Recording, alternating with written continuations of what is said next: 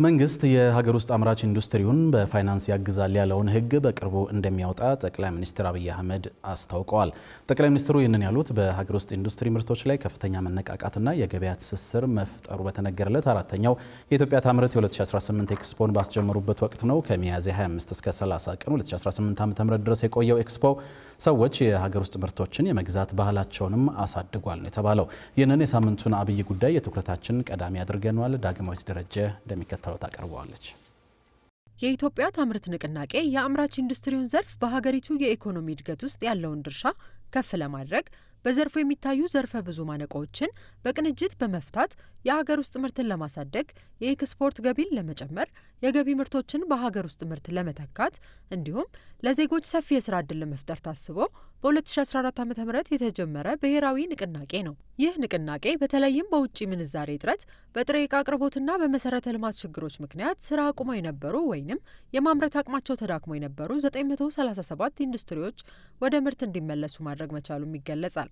ነባር ኢንዱስትሪዎችም የማምረት አቅማቸውን እንዲያሻሽሉ ማስቻሉንና ይህም የ2014 በጀት ዓመት ከነበረው 46 በመቶ ወደ 66.3 በመቶ ማሳደግ የቻለ ሲሆን በዚህም አጠቃላይ ዓመታዊ የኢንዱስትሪ ምርት እድገትን ከነበረበት 4.8 በመቶ ወደ 10.7 በመቶ ከፍ ማድረግ ተችሏል ነው የተባለው። የዘንድሮ ዓመት አራተኛው የኢትዮጵያ ታምርት ኤክስፖም ከሚያዝያ 25 ቀን 2018 ዓ.ም በጠቅላይ ሚኒስትር አብይ አህመድ ተከፍቶ እስከ ትላንት ሚያዝያ 30 ቀን 2018 ዓ.ም ድረስ ሲካሄድ ቆይቷል። በመክፈቻው ላይም ጠቅላይ ሚኒስትሩ ንቅናቄው ከተጀመረ አንስቶ የሀገር ውስጥ አምራች ኢንዱስትሪው ከፍተኛ እድገት እያሳየ ነው ብለዋል። የዛሬ 4 ዓመት ኢትዮጵያ ታምርት ሲባል አሁን ባየነው ውጤት ልክ በፈጠነ ጊዜ የምርቱ አይነት ሰፍቶ ጥራት አድጎ የኢትዮጵያን ፍላጎት በዚህ ልክ ይመልሳል ብለው የሚያምኑ ሰዎች ጥቂቶች ሊሆኑ ይችላሉ። ኢትዮጵያ ታምርት ስንጀምር የማኑፋክቸሪንግ ዘርፍ እድገት 4.7% ነበር። ዘንድሮ 10.7% ደርሷል። የማኑፋክቸሪንግ እድገት ብቻ። ይሄ ሊመጣ የቻለው የኢትዮጵያ ታምርት ንቅናቄ በኤክስፖርቱ ያመጣው ውጤት፣ በተኪ ምርቶች ያመጣው ውጤት በተሟላ መንገድ እንዲሳካ ማኑፋክቸሪንግ ያሳየው እድገት ነው።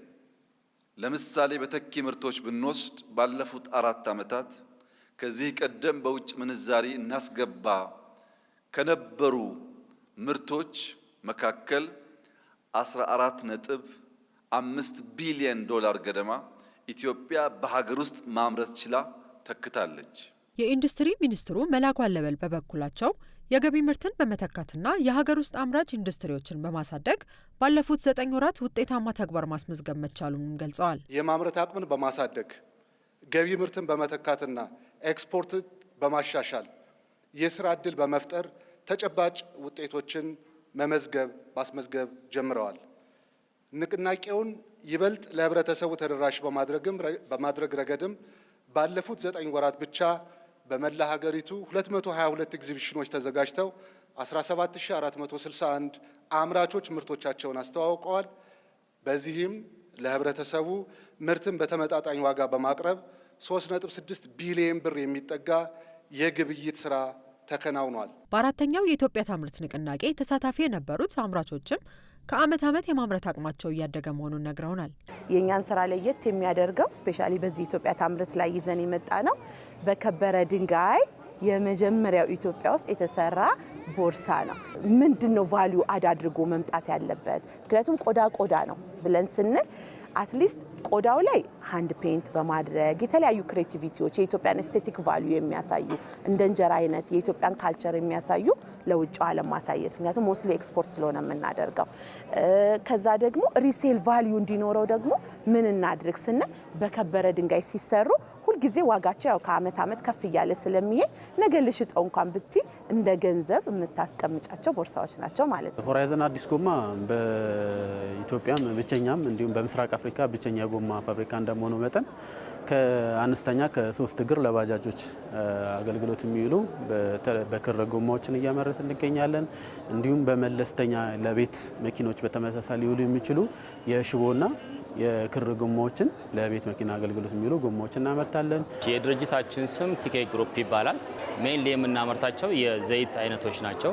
የአኩሪ አተር ዘይት አለን፣ የሱፍ ዘይት አለን፣ አዲስ እንደገና የሱፍ ብሌንድ ዘይቶች አሉን ማለት ነው።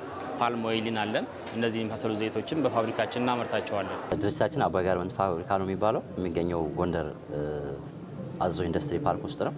እንደ ኢትዮጵያ በስድስቱን መሰረታዊ የአልባሳት አይነቶች እንዲያመርት ተደርጎ በክልሉ መንግስትና በተለያዩ የግል ባለሀብቶች የተመሰረተ ትልቅ ካምፓኒ ነው።